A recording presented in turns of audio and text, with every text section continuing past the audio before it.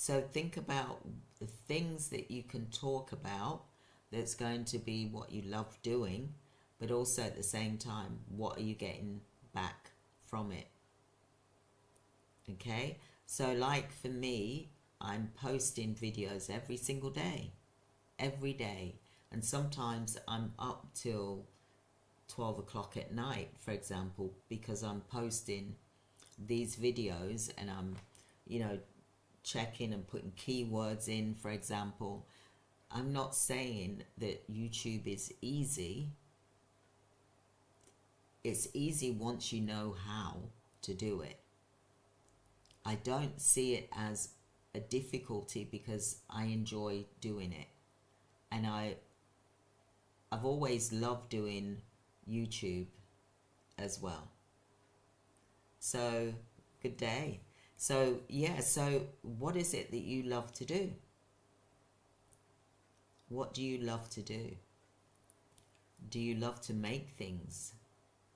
Do you love to educate people? Educational things is really good as well.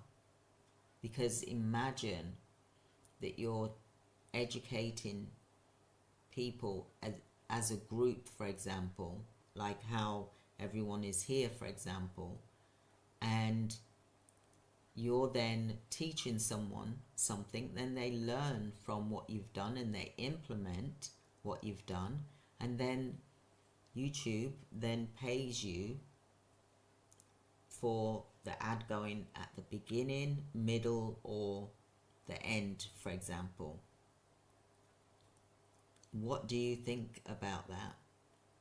Because what skills do you have? I mean, I have seen women, for example, they're making some amazing money on YouTube.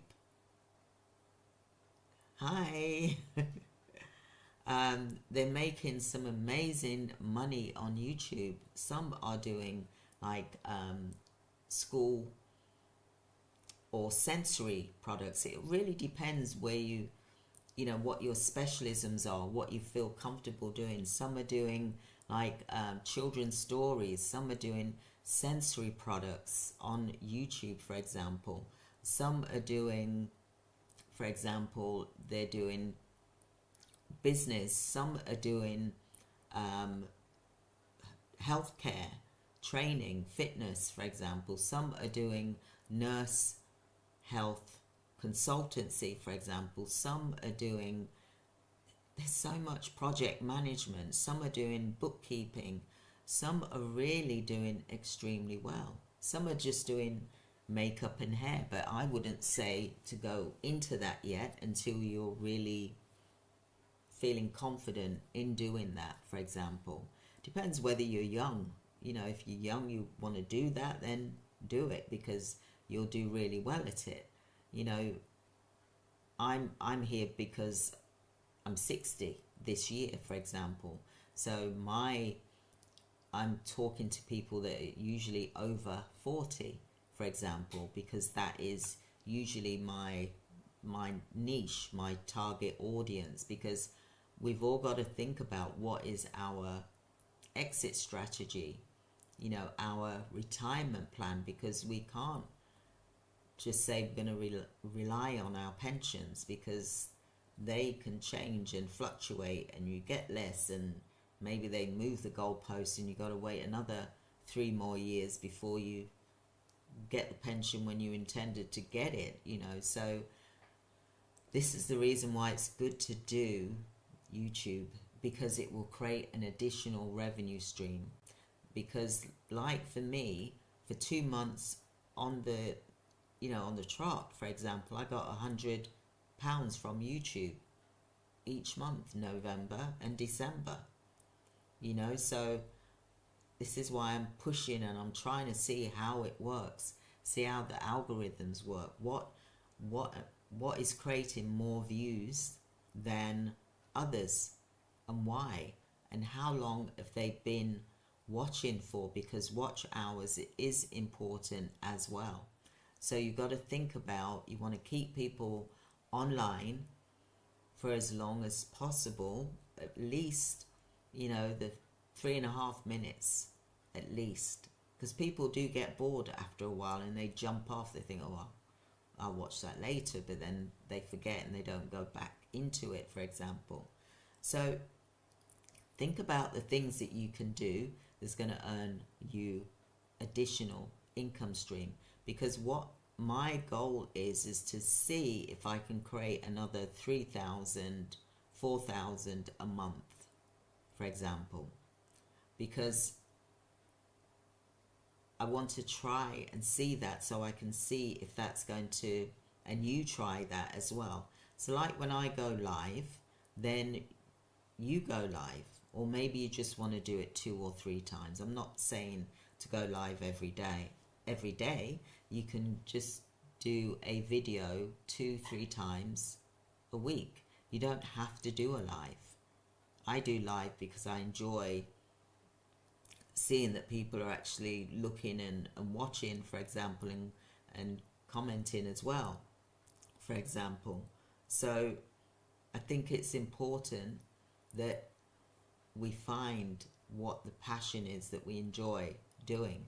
And it doesn't necessarily have to be one passion, it can be multiple ones, but do one first. Some people are doing videos about going to work as a nurse. What's it like? If you're a nurse, what's it like going in to work as a nurse? You don't have to say where you're actually working, because you don't want to get yourself into any deep waters. You don't mention anyone's names. You just say, you know, what it's like. Do you enjoy it? Or maybe you're feeling tired today, or you did a night shift. You know, day in life of a nurse. That would be a good channel, wouldn't it? There's a couple of ladies on here that are nurses, and they're doing extremely well. They've got like hundreds of thousands of views. So could you imagine that you're getting that as a nurse, hundreds of thousands of views, for example?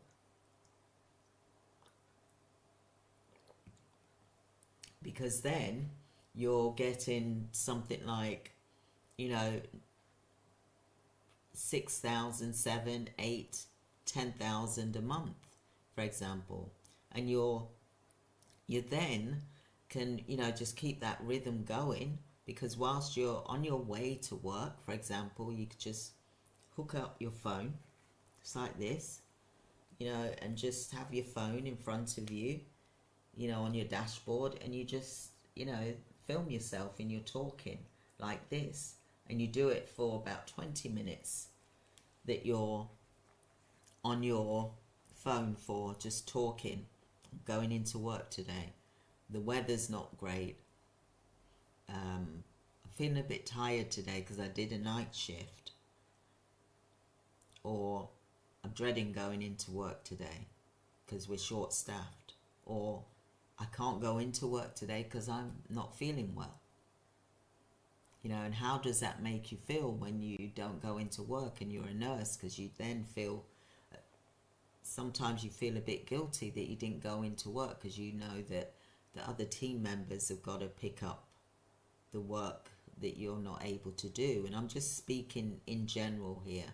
If you're a teacher, what could you talk about?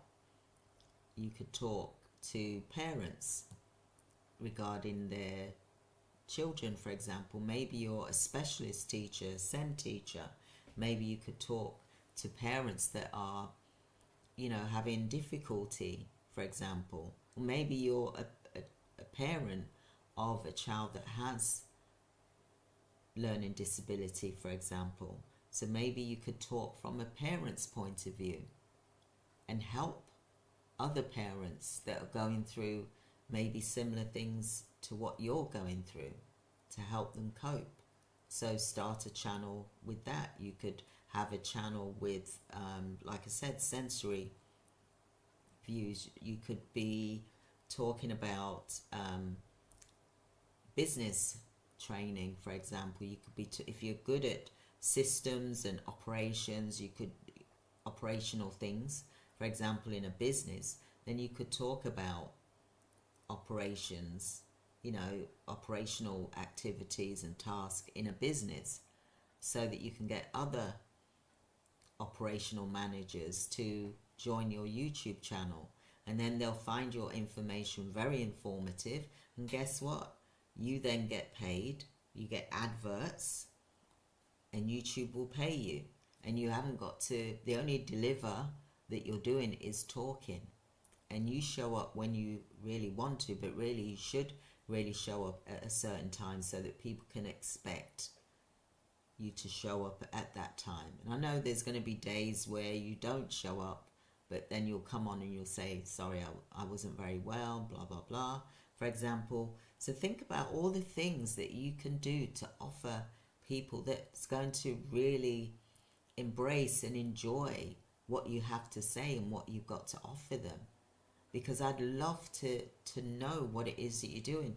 Like I was talking earlier, my mum, she would have done amazing on YouTube, you know, because she loved to do crafts. Same with my grandma, you know, they like doing the knitting and sewing and things like that. I mean, I did a bit of crochet and things like that with my grandma and my mum, but I wasn't all that great, but I still know how to do little things. Not great. My sisters are good at that, but I think because I didn't really get time to get into that, I didn't really get into it, and it's not something that I'm passionate about. I love to look at it.